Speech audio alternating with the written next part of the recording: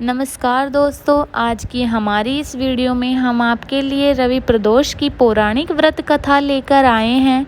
एक समय की बात है, किसी गांव में एक गरीब ब्राह्मण का परिवार रहता था।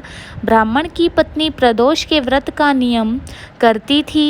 एक समय ब्राह्मण का पुत्र गंगा स्नान करने के लिए गांव से बाहर गया।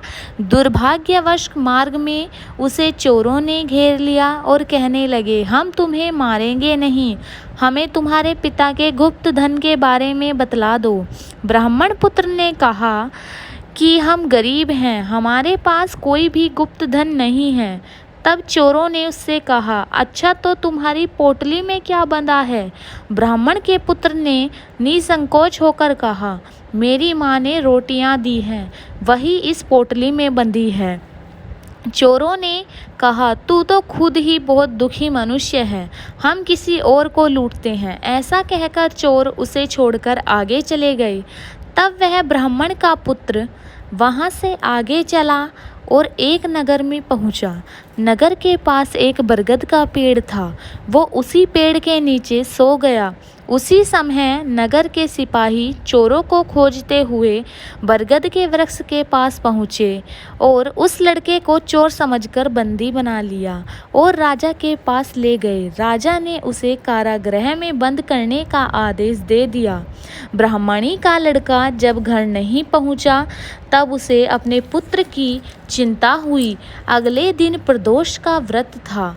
ब्राह्मणी ने प्रदोष व्रत किया और भोलेनाथ से मन ही मन अपने पुत्र की कुशलता की प्रार्थना करने लगी।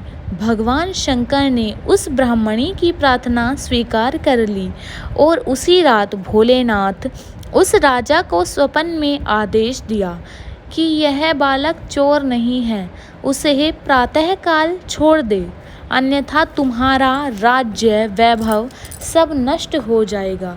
प्रातःकाल राजा ने शिवजी की आज्ञा अनुसार उस बालक को कारागृह से मुक्त करा दिया।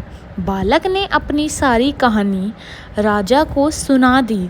सारा वृतांत सुनकर राजा ने सिपाहियों को उसके घर भेजा और उसके माता पिता को राज दरबार में बुलवाया। उसके माता पिता बहुत भयभीत थे।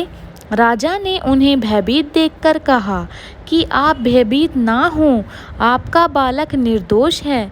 राजा ने ब्राह्मण को 5 गांव दान में दे दिए, जिससे वो सुखपूर्वक अपना जीवन व्यतीत करने लगा। भोलेनाथ की दया से उसकी दरिद्रता दूर हो गई। जो भी मनुष्य रवि प्रदोष व्रत को करते हैं, वह सुखपूर्वक निरोगी होकर अपना पूर्ण जीवन व्यतीत करते हैं। बोलो जय भोलेनाथ।